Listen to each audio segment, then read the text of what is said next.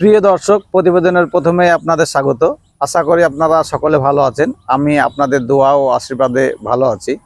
তো আমি আজকে চলে এসেছি ড্রাগন বাগানে। এটা একটা বিশাল ড্রাগন বাগান। আমি জানবো তিনি এত বড় প্রজেক্টে কিভাবে উদ্যোগী হলেন, কিভাবে আগ্রহী হলেন।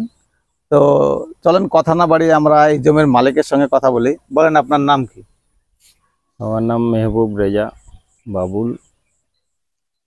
আর আপনি কিভাবে আগ্রহী হলেন যে এত বড় একটা প্রজেক্ট আপনার? প্রায় তো এখানে 3 বিঘা নাকি? হ্যাঁ, এটা 3 বিঘা আছে। তাছাড়া আরো আছে নাকি? হ্যাঁ, আরো আছে। আর কতটা আছে টোটাল? আরো টোটাল প্রায় 6 বিঘা মতো আছে। টোটাল 6 বিঘা আছে। 5.5-6 বিঘা হবে। তো আপনি আগ্রহী হলেন কিভাবে? প্রথমত আগ্রহী বলতে আমার প্রথমে ড্রাগন ফল অ্যাকচুয়ালি আমি চিনতামই না আগে। তারপরে আমি খেজুরে বেশি আকৃষ্ট হয়েছিলাম। অনেক দিন থেকে আমার ছিল যে খেজুরের বাগান করব। খেজুরের বাগান করেছিও আমি গত 2.5 বছর আগে।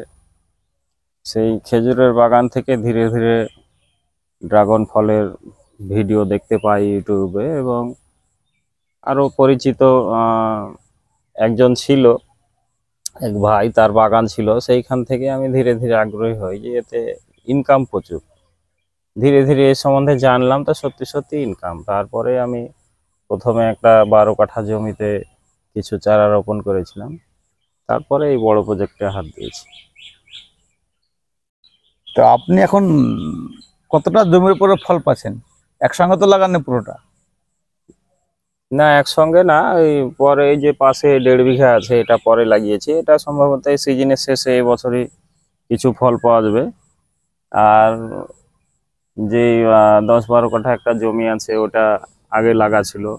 আর খেজুরের ভুঁইও কিছুটা লাগা ছিল। আর এটা 1.5 বছর হলো আর কি। মোটামুটি আপনি এখন 3.5 বিঘা জমিতে আর কি 4 বিঘা জমিতে ফল পাচ্ছেন নাকি? তো এতটা ফল আপনি বিক্রি করছেন কোথায়? বিক্রি আমরা লোকালের বিভিন্ন ফলের দোকানেও করি। তারপরে আমরা কলকাতা জুস ফ্যাক্টরিতেও ফল দিয়ে এসেছি, এবং বহরমপুরে বিভিন্ন জায়গায় যখন যেখানে অর্ডার হয় সেই অনুযায়ী আমরা সেল করে থাকি। কিন্তু গ্রামের লোক কি আগ্রহী এই ফল খেতে? না, এখন এই ফলের পরিচিতি সেইভাবে আমাদের দিকে হয়ে ওঠেনি আর কি। তাহলে এতটা ফল কি বিক্রি করতে আপনার অসুবিধা হয়েছে না? না, অসুবিধা সেরকম হয় না, কিন্তু একসঙ্গে যখন সিজনে সবার একসঙ্গে উঠে যায় তখন অসুবিধা হয়। আবার আরো আশেপাশে যারা অল্প স্বল্প যাদের আছে, তারাও যখন একসঙ্গে দোকানে দেয় তখন অসুবিধা হয়। মানে গ্রামের লোক এখনো মানে খেতে আগ্রহী নয়। আগ্রহী হলে হয়তো আরো এটা বাড়বে নাকি? আরো এটা বাড়বে, বিক্রিটা বেশি হবে। বিক্রিটা বেশি হবে। এখনো শুধুমাত্র অনেকে এরকম যে ড্রাগন ফল শুধু নামটা জানে, কিন্তু খেয়ে দেখেনি। মানে শখ করেই কিনে খায় গ্রামের লোক, বিশেষ করেই কিনে খায়, না জানি কিরকম জিনিস খেয়ে দেখি। আর অন্য ফলের মতো যে আপেল, লেবু, কলা এর মতো যে রেগুলার খায় সেটা কিন্তু খায় না। আর দামেরও ব্যাপার আছে, এটা একটু দাম বেশি আর কি।